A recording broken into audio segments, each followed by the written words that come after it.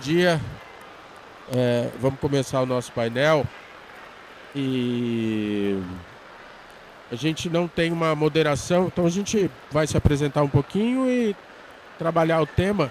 E eu vou sugerir, como por enquanto nós estamos com 5 pessoas, fiquem à vontade, se quiser, já interagir com a gente com perguntas, tá? A gente pode fazer alguma coisa direcionada.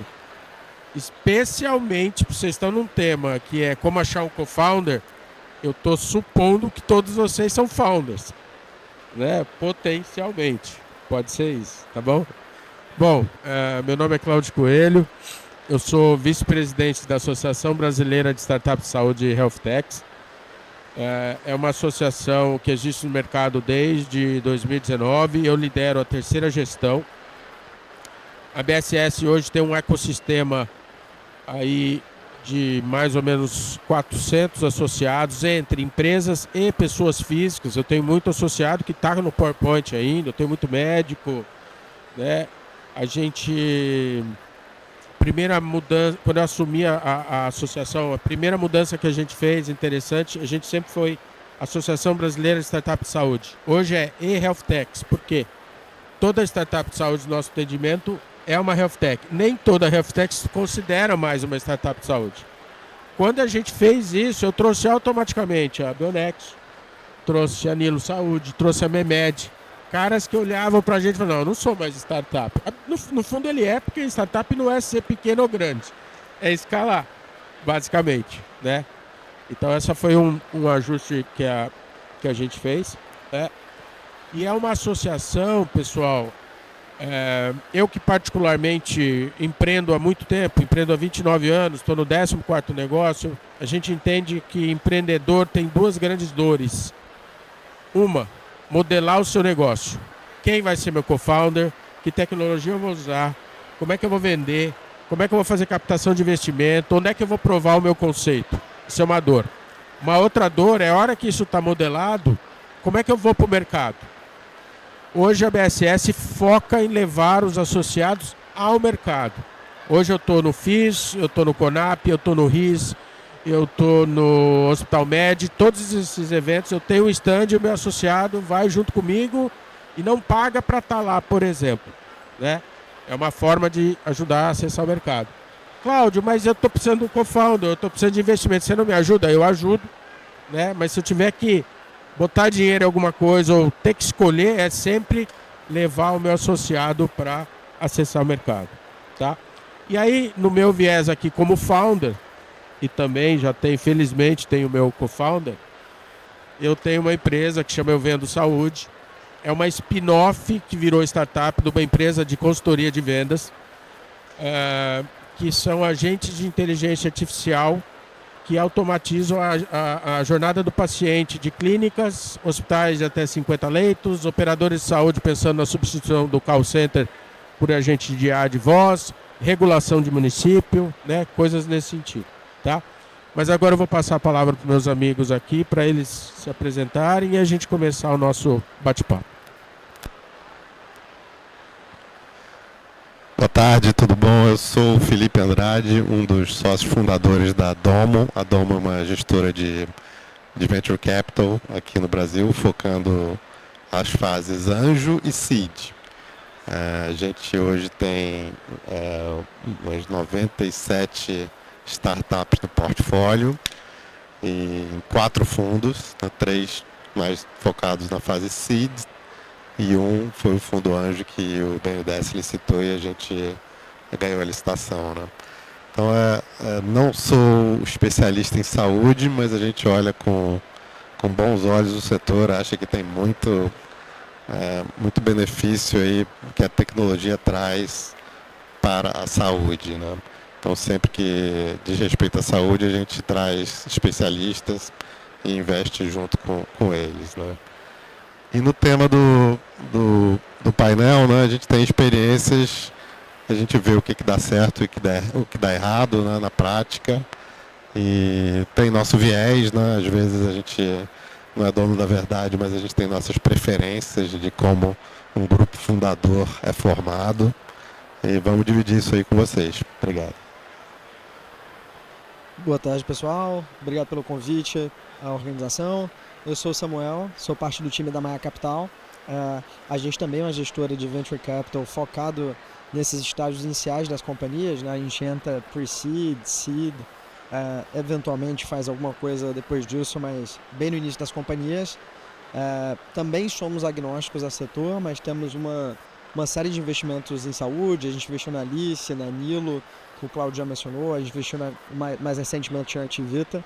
A gente gosta bastante do espaço e acha que tem muita oportunidade dentro desse espaço. Também vimos alguns times diferentes sendo formados com configurações diferentes, tá? A gente fez, até hoje, já fizemos 57 investimentos. Então a gente já viu de um tudo, apesar da nossa história ser relativamente curta, né? A gente tem 8 anos, estamos entrando agora no nosso 8º ano de operação. Tô animado aí para trocar com vocês também. Pessoal, aqui é founder. Quem aqui, além de founder, é co-founder. Tá bom? Quem está procurando um co-founder? Ninguém? Tá bom, bacana. Eu particularmente, como eu falei no começo, eu já estou no trecho há bastante tempo, na saúde desde 2021 e de 96 até 2018 fui do mercado de marketing digital e saí num exit da empresa que eu tinha, que era uma agência. E eu sempre, eu dou muita mentoria na BSS, porque eu sou da área de vendas e infelizmente o que vocês normalmente não sabem fazer é vender. Sabem desenvolver, sabem marketear, mas vender normalmente não. E quando vem alguma pergunta nesse sentido, Cláudio, que caminho para achar um co-founder? É um cara de tecnologia, é um cara de vendas? A primeira coisa que eu falo é engraçado, mas é a pura verdade, tá? Primeira coisa que você tem que saber, o co-founder é casado ou não? É sério, pessoal, faz toda a diferença. Se for solteiro, tá? Aí você vai para a segunda pergunta, você tem colchão? Você tem um dinheiro guardado? Né? Se a resposta for, sou solteiro e tenho um dinheiro guardado, já dá para arriscar. Porque a chance da gente da ideação, tô no PowerPoint, até fazer o dinheiro que minimamente pague alguma conta aí, pague um salário mínimo. Em qualquer mercado, vai pelo menos 2 anos. Na saúde, vocês podem colocar 4 anos pelo menos.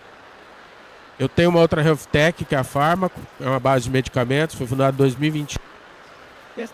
Agora, em 2025, fatura R$25.000 por mês. Agora. Começou a faturar este ano. O outro negócio que é a startup de agente de inteligência artificial, aí estamos no hype, aí já fatura desde esse ano, mas é bem mais rápido, tá? Então, assim, seja pro founder, pro co-founder, ter um colchão faz toda a diferença. E aí, tá bom, eu sou casado, não posso... Tenho uma esposa ou tenho um marido, não posso ser seu founder, seu co-founder? Pode. Mas tem que conversar combinar com os russos ali. Porque, querendo ou não, quando você não empreende, quando você não está empreendendo, você tem um salário garantido todo mês, porque o boleto chega todo mês, né? Então tá chegando, tá todo mês, talvez você equilibre ou sobre alguma coisa, dê para viajar no final do ano. Quando você empreende, gente, esquece, isso não vai ter mais tão cedo. Então, a esposa ou o marido, eles têm que fazer parte do negócio.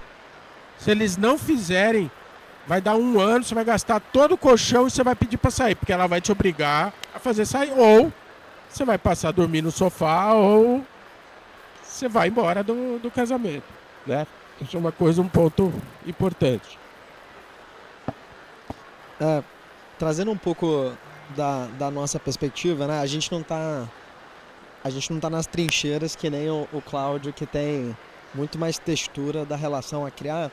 Mas é muito comum quando a gente vai conversar com times, a nossa análise desse time, né? Então eu posso contar um pouco para vocês do que a gente busca olhar para o time de fundadores, para vocês se perguntarem essas mesmas perguntas que a gente se faz, né?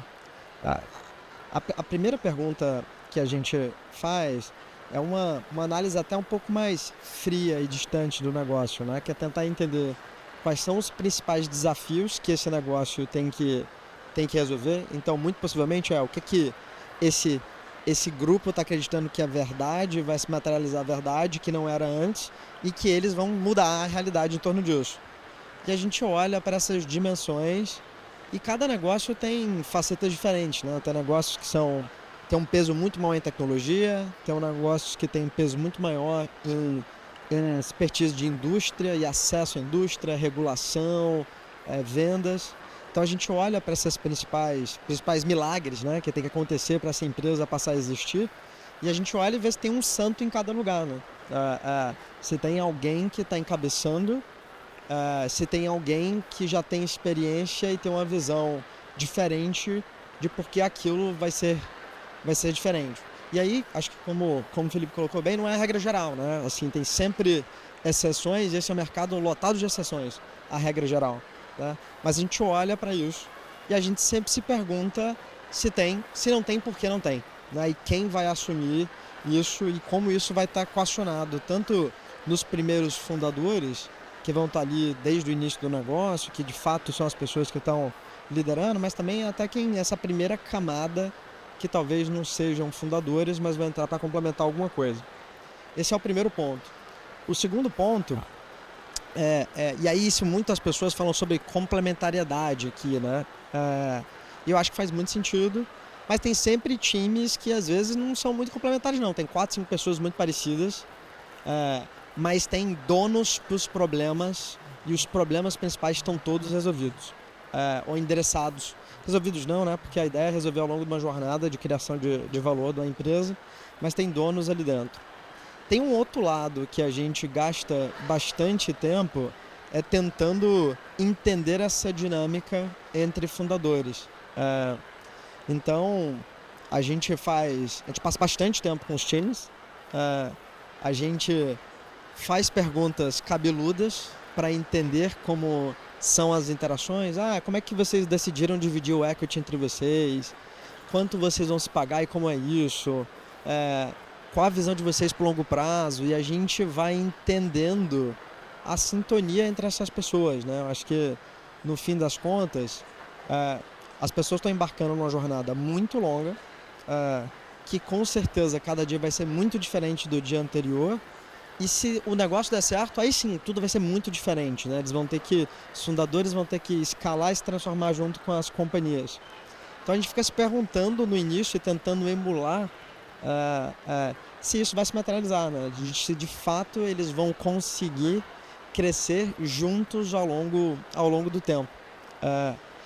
É muito mais arte do que ciência, porque esse elemento que o Cláudio pontuou muito bem, de todas as dinâmicas de dia a dia, né, que são as coisas que não estão no currículo e que fazem uma diferença tremenda no histórico dessas companhias, são as coisas que a gente tenta acessar e ver antes, e eu acho que vocês, na jornada de vocês, têm que tentar fazer isso, né? Aí, cara, procurem na internet, tem zilhões de protocolos diferentes de como testar seu fundador, conversas difíceis, perguntas difíceis. Tem aquele guia do New York Times, né, de 36 perguntas super complexas para você ter. Então, assim, tem algumas formas de você tentar fazer isso, mas é difícil isolar, né? O fator currículo e o fator pessoa, compatibilidade de valores, pensamento ao longo do tempo. Mas é isso que a gente tenta acessar no início, e eu acho que é o que vocês também têm que fazer para entender se a relação está em sintonia, o que é que está faltando, o que é que dá certo ou não dá certo. Joia. Eu acho que eles falaram a grande parte, sobrou para mim pouca coisa aqui para complementar, mas eu vou pegar alguns ganchos. Realmente é um assunto complexo, é mais arte do que ciência. E a startup geralmente começa pensando alto, né, e querendo captar. Então ela começa pensando, bom, eu tenho um potencial de ser muito grande e eu quero atrair investidores.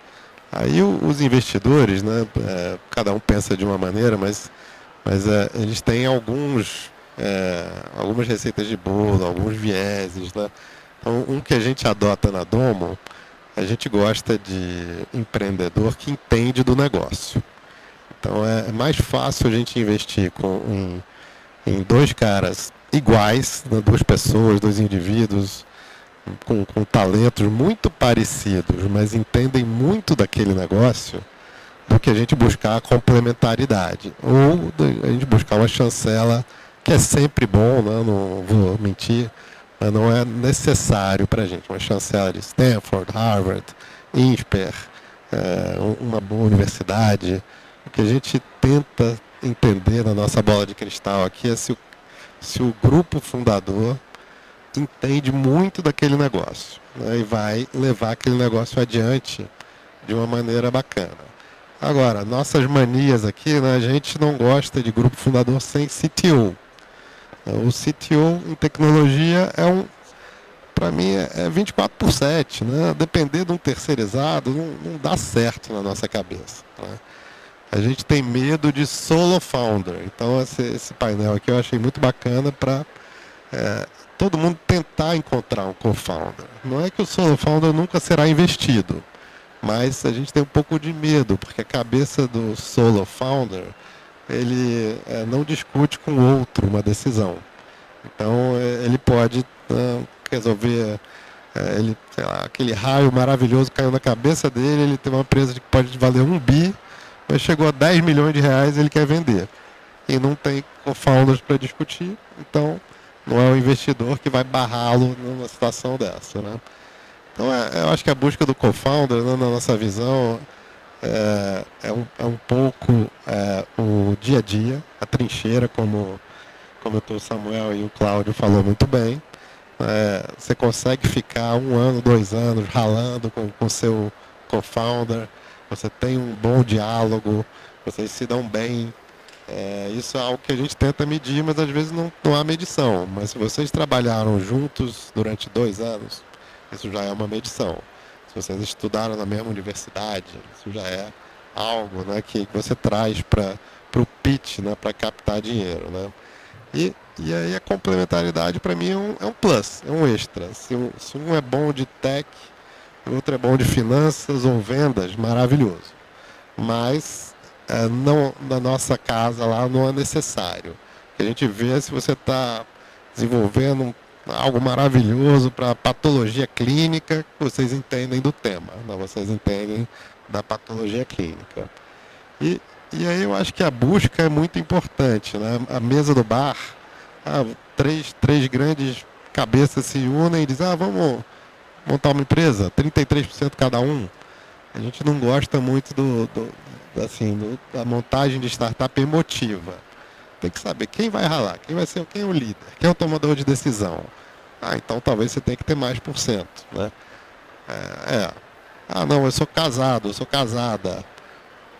Eu quero ser founder aqui, mas olha, tem meus filhos para criar. Então talvez você não tenha que ter 33%, talvez você tenha que ter 10%. Entender que você vai ser um voto, mas um voto minoritário. Não, eu quero... eu não sei decidir nada, eu sou um bom índio. Eu tenho cacique, missão dada, missão cumprida, eu quero trabalhar muito. Tá bom. Ó, o navio está saindo, né? Faltam 2, 3 anos. Aí outro tema que é uma palavrinha que vocês devem ouvir por aí, que é o cliff. O combinado de o que os sócios têm no D0 e o que eles não têm se sair antes da hora. Então, o cliff é o período que você precisa ficar para ter aquele equity. Então, no combinado inicial, olha, o cliff é 1 ano, tá bom. Então, depois de 1 ano, eu começo a vestir minhas ações. O cliff são 2 anos. Eu tenho o viés de dizer, olha, bota um cliff um pouco mais longo, para não ficar com aquela dor na consciência. Pô, meu co-founder abandonou e ele é acionista. Eu quero brigar com ele. E briga é algo que o investidor odeia, né? Os maiores prejuízos que a gente teve foi por briga de sócio. Um pouco, meu complemento aqui, meus 50 cents de conhecimento é um pouco isso. Pegando um gancho que ambos falaram, aí provocando também, aí perguntando para vocês. O CTO. É, eu também, na minha jornada, falando com investidores, eu sempre pergunto, quem é o CTO? E o problema hoje, gente, aqui não é difícil achar um CTO, é fácil. É difícil pagar ele no equity, né? Porque hoje são profissionais, pelo menos os profissionais bons, que ganham muito bem, no mínimo 30 mil reais por mês, né? E aí tem algumas alternativas, e aí eu queria ouvir a opinião de vocês, é o tal do CTO as a Service, né? Então, para algum momento o cara tá te ajudando a estruturar ali, para a hora que você tiver minimamente uma estrutura, uma captação, ir lá e trazer um CTO, ou contratar um CTO, né? Então, saber como é isso para vocês. E um outro ponto também, que agora, e eu tô com essa dor aqui no meu negócio, na Evento Saúde. Hoje é tudo IA e tudo ferramentas de integração, tudo é Lovable, é N8N, é assim, ó. No curto e no médio prazo, eu não preciso de um CTO. Não preciso mesmo. Não faz sentido, é uma linha, é um equity que vai para alguém que qualquer pessoa poderia, bem treinada, poderia fazer, né? Esse caso aí, pergunta amador, pode ser uma exceção ou não, Cláudio? Se vira. Precisa ter um CTO que vai garantir alguma coisa nesse sentido. Alô. Essa é uma pergunta cabeluda, né? Cara, a gente já fez alguns investimentos em times sem CTO. E várias dessas empresas estão indo muito bem. Mas a grande da verdade é que esse é um super de um milagre, né? Porque basicamente essas empresas têm que ter base tecnológica muito forte e não ter alguém com peso dentro da sociedade olhando para isso e entendendo disso. É um risco muito grande para o negócio para o longo prazo, né? Assim, tanto do ponto de vista de conseguir construir, eu concordo com você que barreira de construção de software com inteligência artificial acabou de diminuir, mas para o longo prazo, né, as decisões que são tomadas hoje, que não vão te limitar lá na frente, que não vão fazer você virar refém das escolhas de produto, principalmente das escolhas de engenharia, né, que cai bem debaixo do chapéu do CTO, é um risco grande que você coloca para dentro, né? Eu acho que, de fato, mais do que nunca, é muito mais fácil você criar um produto mais simples para testar, ter um primeiro produto na frente dos clientes, começar a gerar a primeira receita. Mas eu, baseado na nossa experiência, acho muito complexo você criar um negócio estritamente grande. E aí é muito viés da nossa classe de investimentos, né? Porque a gente entra num negócio e espera que esse negócio multiplique várias vezes, que é o retorno que a gente promete para os nossos investidores. É muito difícil chegar e se tornar muito grande sem ter alguém na largada pensando nisso e cuidando disso e plantando as sementes corretas. Mas tem histórias, né, cara? Bem, sei lá, acho que a maior, não é de saúde, né? Mas a maior geração de valor da nossa indústria aqui no Brasil foi o Nubank, que tinha um cara que nem eu e o Felipe, que montou, né? Um ex-VC montou um negócio e tinha um CTO que era um outro investidor, que era um cara de private equity. O cara entrou lá, mas ele deu a sorte de ser um cara genial e fazer o cara ter tomado as decisões corretas para o futuro. Mas a gente tem bastante medo, é algo que a gente coloca bastante no risco e muitas vezes acaba não entrando por conta disso. Complementando aqui, eu acho que obviamente não tem receita de bolo, mas dá para viver sem o CTO. Mas acho que ele tem que ter um plano, né? A empresa que chega e tenta nos convencer que o CTO as a Service vai dar conta para todo sempre, a gente não gosta muito. A empresa que chega assim, olha, não encontrei ainda o cara, mas o o meu júnior aqui, que eu não chamo de CTO, porque ele ainda não é, mas é um head de dev, ele é bom de dados, ele está aprendendo muito, e eu tenho esse CTO as a Service aqui orientando esse cara está crescendo, e esse cara está aqui 24/7. Né? Domingo à noite caiu meu sistema, ele resolve aqui, eu não preciso do as a Service. Esse cara está dentro, tem um pouquinho de equity, está comprado. Então as soluções vão aparecendo, né? Eu acho que não é assim um no-go. Ah, não, esse cara não tem CTO, riscou e não investe, né? Você tinha pergunta? Acho que ela tinha uma pergunta, me desculpa, Thiago.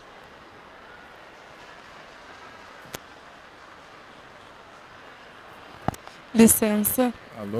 Boa tarde, meu nome é Rafaela, hoje sou co-founder da Bud, uma empresa de saúde e bem-estar psicossocial, e a gente não vende tecnologia, mas obviamente a tecnologia é um dos pontos principais da companhia. Hoje eu tenho 2 sócios, nenhum deles é denominado CTO, que nenhum tem esse background da tecnologia, mas sim um dos meus sócios entende muito de tecnologia e hoje toca essa parte. A nossa dúvida hoje é se trazer alguém de tecnologia não seria um tiro no nosso pé, porque seria alguém hoje especializado, por exemplo, em Eleven Labs, na OpenAI, que são as tecnologias que a gente usa, mas pode ser que amanhã esse cenário mude completamente e esse CTO não acompanhe essa mudança de tecnologia.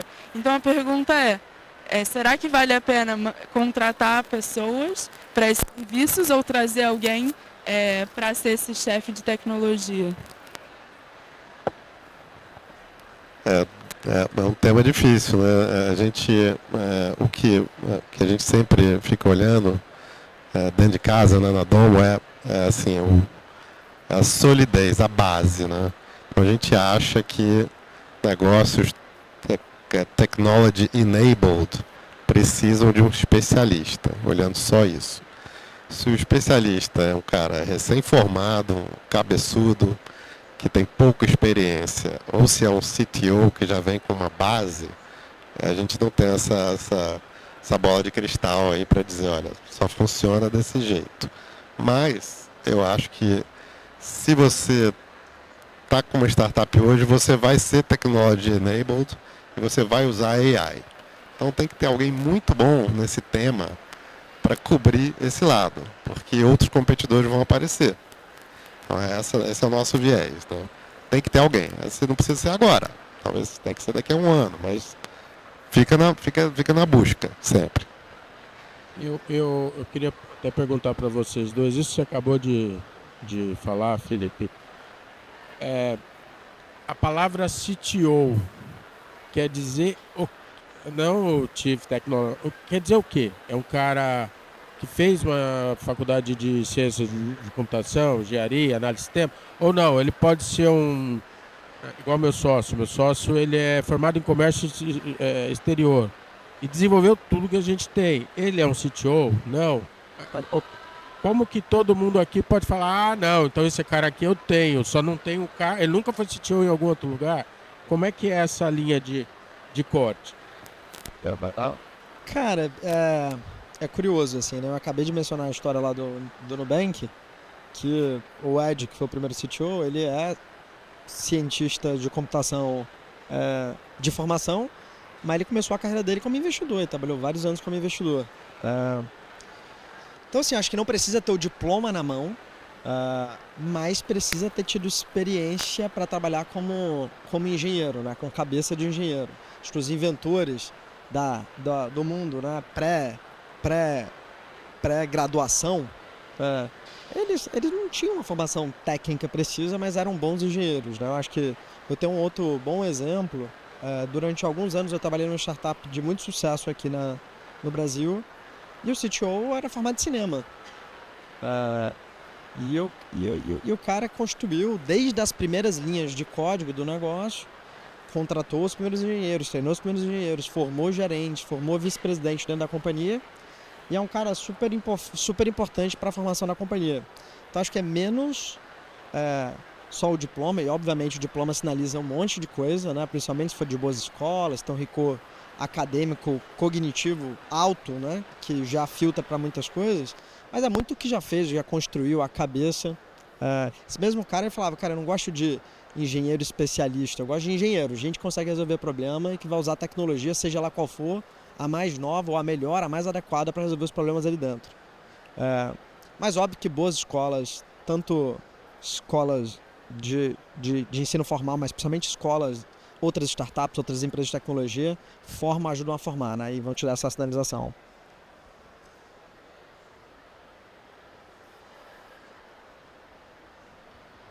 Alô, agora voltou. Complementando, né, a gente vê o CTO, meu sócio na Domo, um dos sócios, né, é o Rodrigo Bosch, que foi CTO do Buscapé. No início, né, na verdade, os 4 fundadores, 3 codavam e um olhava grana, finanças. Ele mesmo diz assim, olha, eu não sou mais CTO, porque eu perdi o contato com o dia a dia da tecnologia. Então a gente vê um CTO, um cara que pode fazer escolhas na tecnologia.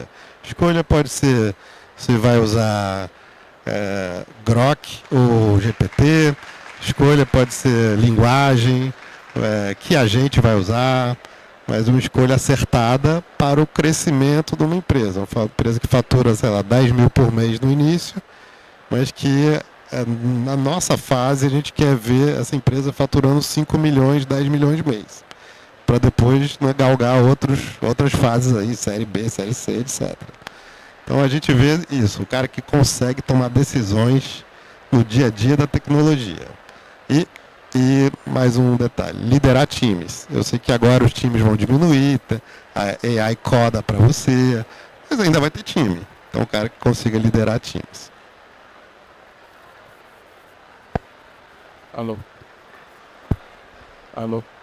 Estão ouvindo? Então, bacana, pessoal. Eu acho que a gente está... Cadê? Sim.